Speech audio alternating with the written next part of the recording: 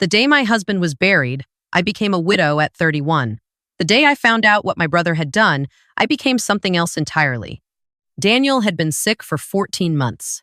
Pancreatic cancer stage 3 when they caught it, stage 4 by the time we understood what that actually meant. We had time to say goodbye, which people kept telling me was a gift. I'm not sure a 14-month goodbye is a gift. I think it's just a longer kind of grief. He was a high school history teacher. He loved bad puns, strong coffee, and arguing about Civil War battles with anyone patient enough to listen. He was 34 years old. We had been married for 4 years and together for 7. We had a dog named Biscuit and a savings account we called the Italy Fund because we kept saying we'd go someday. We never went. What Daniel did have, because he was careful and because he loved me, was a $400,000 life insurance policy. He'd taken it out 2 years before the diagnosis, just to be responsible, he said, just in case. He also had a brokerage account worth around $180,000, built slowly from years of modest contributions and one lucky tech stock he'd bought in his 20s and never sold. When he died, all of it was supposed to come to me. He had told me so. We had sat at the kitchen table with the policy documents, and he had pointed to my name, Nora. My name is Nora, and said, "Everything goes to you. Don't let anyone tell you otherwise." I believed him because I had no reason not to. The funeral was on a Thursday in late October. My brother Marcus and his wife Diane drove in from Charlotte. My parents flew in from Phoenix. Daniel's family came from Ohio and Virginia, and one cousin from as far as Portland. People filled the church and said kind things, and afterward gathered at our house and ate casserole. And I stood in my own living room feeling like a stranger in a museum exhibit about my own life. Marcus was attentive that week. Surprisingly so. He kept refilling my water glass. He offered to handle the calls with the funeral home, the cemetery, the florist. I let him because I couldn't hold a phone conversation without losing the thread of what I was saying. Grief does that. It makes you porous. Things slip through. He also offered to help with the paperwork. "You don't need to deal with all that right now," he said, the evening after the funeral. We were sitting on my back porch, and the sky was doing something beautiful that I couldn't fully appreciate. The insurance stuff, the accounts. "Let me make some calls. I know a guy at a financial firm. We'll get it sorted so you don't have to think about it." I said, "Thank you." I meant it. That was my first mistake, though I didn't know it yet. My second mistake was handing him the folder. Daniel kept everything in a green accordion folder in the filing cabinet in the office. Insurance policy, brokerage statements, the deed to the house, birth certificates, all of it. Marcus asked if he could take it home to review, make a list of what needed to be filed, and when. I said yes. I was sleeping 12 hours a day and still waking up exhausted. The folder meant nothing to me in that moment. It was just paper. He kept it for 3 weeks.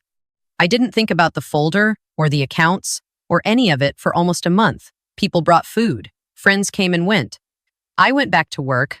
I'm a physical therapist because staying home felt worse than leaving. I moved through November like I was underwater, slow and muffled and distant from everything. It was the first week of December when something finally broke through the surface. I got an email from the brokerage, a standard year-end statement. I opened it out of habit and stared at the account balance for a long time before I understood what I was reading.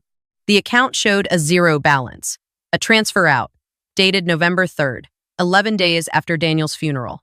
I read it 3 more times. Then I sat down on the floor because my legs stopped working. The transfer had gone to an account I didn't recognize. The authorization on the transfer listed a beneficiary change that had been processed on October 31st, 2 days before Daniel died. A change that listed Marcus as the sole beneficiary. I want to tell you that I immediately called a lawyer or the police. I want to say I was sharp and decisive. I wasn't. I sat on the kitchen floor with my laptop and I called Marcus. He answered on the second ring. "Hey, how are you holding up?" he said. He sounded warm. He always sounded warm. Marcus had one of those voices that made you feel like you were the most important person in the room. I used to love that about him. I used to tell people my brother missed his calling as a talk show host. "I got a statement from Daniel's brokerage," I said. "The account is empty." A pause. Just a breath too long. "Yeah, I was going to call you about that," he said. "There were some tax implications. My guy advised moving the assets before year-end. It's a standard thing. I can explain the whole..." "Marcus," my voice came out flat. "Where is the money?" Another pause. "It's in a protected account. I'm managing it for you. It's safer this way, trust me. There are estate taxes to consider, and you don't want the government taking 40% of..." Daniel never mentioned any of this. Daniel was sick, Nora. He wasn't thinking clearly at the end. Something shifted in my chest, something cold and very still. I want the money back, I said. All of it. That's not how it works. Once it's in a protected... I hung up. I didn't sleep that night. I pulled out my phone and I spent 6 hours reading everything I could find about beneficiary fraud, estate theft, unauthorized account transfers.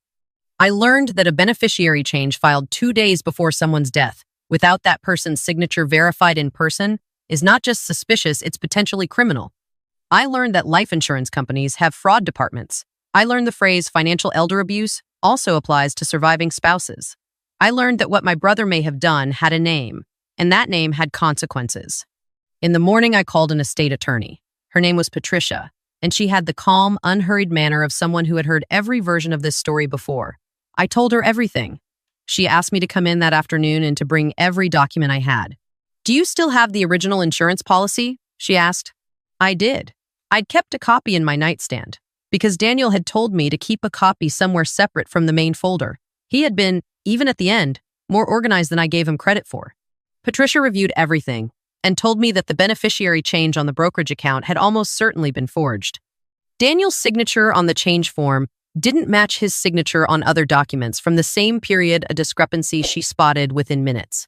The insurance policy was a different story.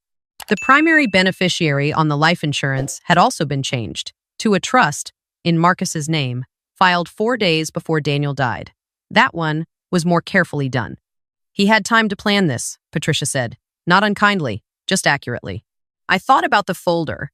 The green accordion folder I had handed my brother the evening after my husband's funeral. He had the documents.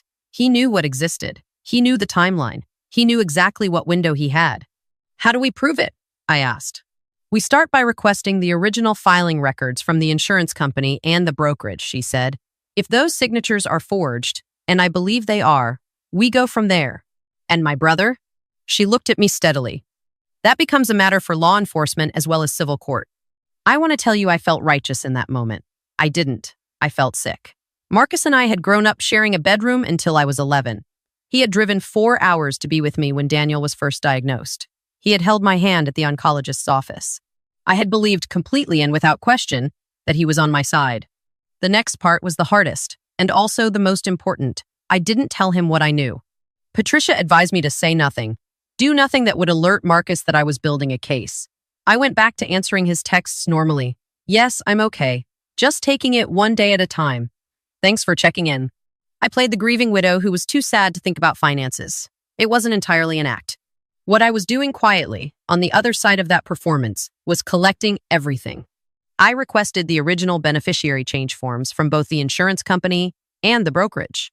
I got Daniel's medical records from the final 2 weeks of his life, which showed clearly that by October 31st, he was on continuous sedation and was not capable of signing legal documents. I pulled our phone records and showed that no call had been made from Daniel's number to either financial institution in the final month of his life. I also talked to Daniel's hospice nurse, a woman named Felicity, who had been with us in those last weeks. She remembered the timeline precisely. She said Daniel had not had a lucid enough day to conduct any kind of legal business after mid-October. She was willing to say so in writing. Then I did something that Patricia hadn't suggested, but that I needed to do for my own clarity. I called Diane. Diane is Marcus's wife. They've been married for 9 years. She is an elementary school art teacher, and she volunteers at an animal shelter on Sundays, and she once drove 2 hours to bring me soup when I had the flu, because Marcus was traveling for work. I had always liked Diane. I had always thought of her as one of my people. I called her on a Tuesday evening, and I asked her, as casually as I could manage, whether she and Marcus had made any big purchases recently. "Just catching up," I said. "Just talking." There was a silence on her end that told me everything. "Marcus got a new truck," she said slowly. "And we're supposed to be closing on a lake house next month. He said it was from an investment that finally paid off." Her voice was careful in the way that people are when they've been told a story they're not sure they believe. "Diane," I said, "I need to ask you something, and I need you to be honest with me." "Okay," she said, very quietly. "Did Marcus ever talk to you about Daniel's accounts?" The silence this time lasted longer. "He said he was helping you manage the estate," she said finally. "He said you asked him to." She didn't know. I could hear it in her voice, not guilt, but the dawning of something much worse than guilt. The moment when a person realizes they've been kept in the dark, not because they couldn't handle the truth, but because the truth was something that couldn't withstand being spoken out loud. He's taken everything, Diane, I said. Daniel's insurance, the brokerage account, almost $600,000. She didn't say anything for a long time. Then she said very quietly, "Oh God." That was when I knew she hadn't been part of it. And that mattered to me, even then. It still matters to me now. The confrontation happened on a Saturday in January, and I arranged it deliberately. I called Marcus and told him I needed his help with some estate documents, that Patricia had questions he needed to answer in person. I told him to come to Patricia's office. I told him to come alone. He walked in smiling. He was wearing a fleece jacket I'd never seen before, and he looked rested and comfortable, the way people look when they believe they've gotten away with something and the coast is clear. Patricia and I were waiting, along with a detective from the County Financial Crimes Unit. Her name was Detective Rhodes, and she had a quiet authority that filled the room without effort. Marcus looked at Detective Rhodes. He looked at me. His smile didn't disappear so much as it drained away, like water out of a bathtub. "What is this?" he said. "You're going to want to sit down," I said. He didn't sit. He looked at me with an expression I'd never seen on his face before. Not guilt, not fear, something harder than that. Calculation. He was still, even then, trying to figure out the angle. "Nora, this is a misunderstanding. I told you the accounts were in a protected..." "Marcus." I kept my voice even. I had practiced this. "We have Daniel's medical record showing he was incapacitated on the date the beneficiary change was filed. We have signature analysis showing the change forms don't match Daniel's handwriting. We have Felicity's statement. We have the transfer records. We have all of it." He looked at Patricia. "Whatever she's told you, there's another explanation." "The detective has copies of everything," Patricia said. "This is not a conversation about explanations." He turned back to me. And then, finally, something collapsed in his face. Not remorse, I want to be honest about that. It wasn't remorse. It was the look of someone who has run out of moves. "You were going to waste it," he said. His voice was low and flat. "You don't even know what to do with that kind of money. Daniel's gone, Nora. The Italy fund and all that, it's over. You would have just let it sit there and..." "Stop." I said it sharply enough that he did. "Don't do that. Don't tell me what Daniel would have wanted." The civil case was filed the following week. The criminal fraud charges came 2 weeks after that. The lake house closing was halted. The truck was part of a restitution calculation. Marcus's attorney advised him to cooperate, which he eventually did, and the process of unwinding what he'd done took 7 months and cost me more in legal fees than I want to say.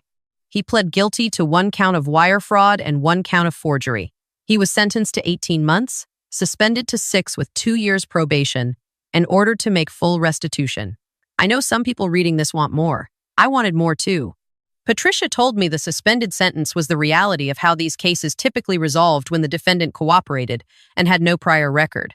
I accepted it because I had to, and because the alternative of prolonged trial would have cost me more of my life than I was willing to give him. The money came back in pieces, over almost a year. The lake house sale covered most of it. The rest came from a payment plan that will follow my brother for the next decade. Diane filed for divorce 3 weeks after Marcus's guilty plea. I didn't ask her to. I didn't say anything about it either way. She called me the week she filed and said she was sorry. And I told her the truth, which was that none of it was her fault, and that I hoped she'd be okay. She's in Charlotte still. We text sometimes. She adopted a second dog from the shelter. I did eventually go to Italy. I went alone, in September, 14 months after Daniel died. I sat at a cafe in Florence and drank the most expensive coffee I'd ever ordered. And I thought about the fact that we'd always said someday, and this was someday, and he wasn't there, and that was the hardest thing still, not the money. Never really the money. The money was just the shape my grief took when someone decided to use it against me. What I want to say to you, if you're watching this because something like this has happened to you, or because you're afraid it could, is this. Grief makes you vulnerable in ways you don't see until after. It makes you hand-folders to people. It makes you trust the voices that sound warm, because you need warmth more than you've ever needed anything. I don't blame myself for trusting my brother. I blame my brother for being someone I shouldn't have trusted. Get copies of everything.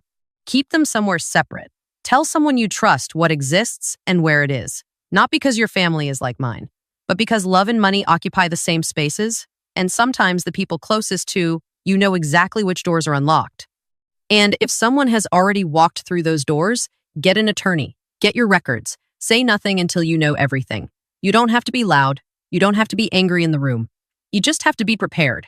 That's what Daniel tried to give me, even at the end. Preparation. A copy in the nightstand. My name on a piece of paper with his handwriting next to it. It was enough.